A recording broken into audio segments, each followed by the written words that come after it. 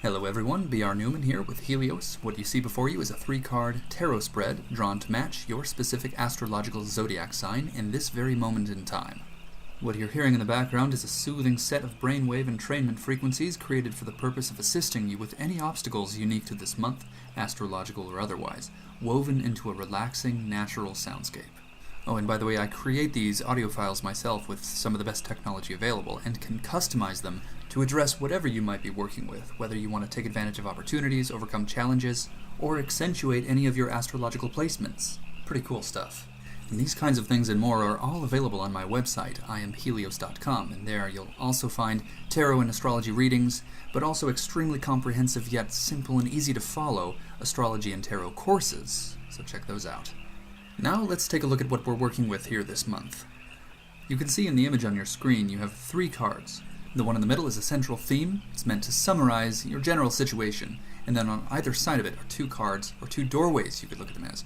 You walk through one or the other, so listen to the definitions of everything to not only reflect on the nature of your current situation, but also make a conscious choice about how you would like to proceed, the left-hand path or the right-hand path. But first and foremost, your central theme. The Lovers. This card unifies masculine and feminine forces, so this can be Venus with Mars, or the Sun with the Moon, opposing forces reconciling differences, or hemispheric cohesion within the brain. This card calls for active and passive forces in your life to be brought into balance. For example, sometimes we suppress desires because we think we should, or because we are ashamed of them. We drive what should be active into the passive realm. Well, the experience of this card could bring those into the forefront of your awareness, to the point where you have to do something about them. You have to pursue that which you desire. And this can be a wonderful thing. It can also trim the fat, so to speak, those who don't support you in your cause. Those who aren't truly in favor of you ascending to your highest expression in this lifetime will not support you. They'll fall away. And you don't need that dead weight. Or, for example, sometimes we live only according to our desires and our whims, and are therefore leading a rather chaotic life, without coherence, without order, ineffective compared to how we could otherwise be, a waste of potential.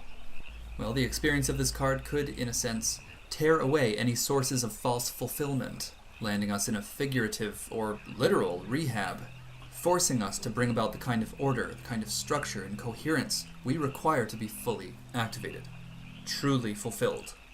In all likelihood, the experience of this card would reside somewhere in between these 2 extremes. And of course, honest personal reflection would allow you to see precisely where you're placed and plan accordingly. The idea is to take responsibility for everything that you can, be willing to make compromises, be willing to set boundaries, be willing to push yourself.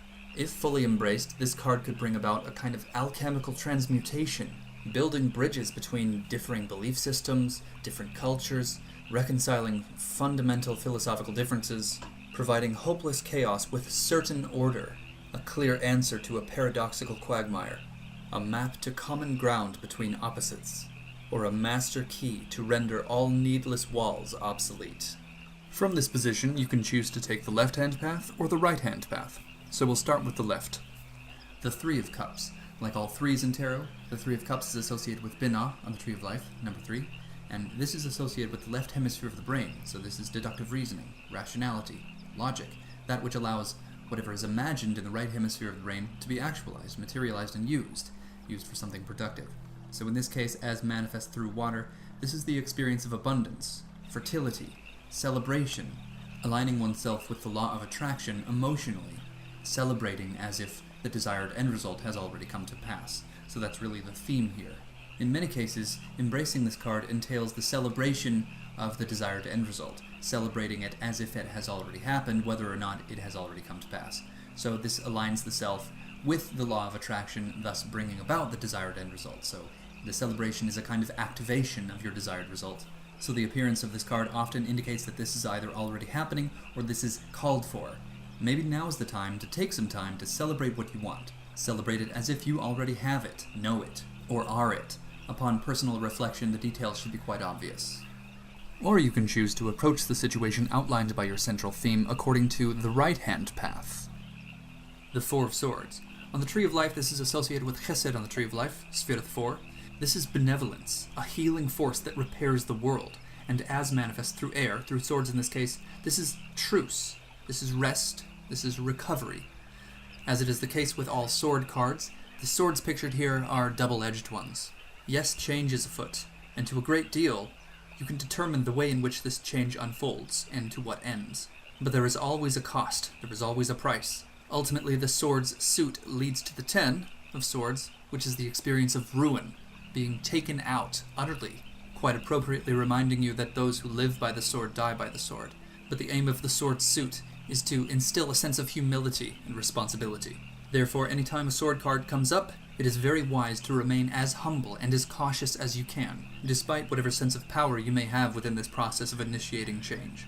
Yes, as all is changing, you can expect a very tumultuous time, but this card in particular represents a temporary rest and recovery period, in which you can step back, mend your wounds, rethink your strategy, reevaluating your intent, and fine-tuning your entire approach. Being the 4 of swords, this of course implies that you have emerged from the 3 of swords, indecision and consequence, and will re-enter the same themes into the very sketchy 5 of swords, in which you will find yourself either defeating or defeated. Embracing this card will allow you the opportunity to question whether or not you want to truly be involved with this kind of theme. It just might be time to reevaluate your priorities. Nevertheless, if you choose to embrace this card, at least take advantage of this opportunity to step back, to rest, to recover, and to reflect. And that concludes this month's complimentary tarot reading. Of course, to get truly serious, very specific, in the most useful way possible, you're going to want to contact me for a tarot reading, for an astrology reading, or a tarot-astrology fusion reading. You'll be so glad you did. You can subscribe to my YouTube channel and explore other videos I might have that are relevant to this month. You can subscribe to my website to receive updates, special deals, and freebies as well. I hope you have a really great month. Thank you so much for watching.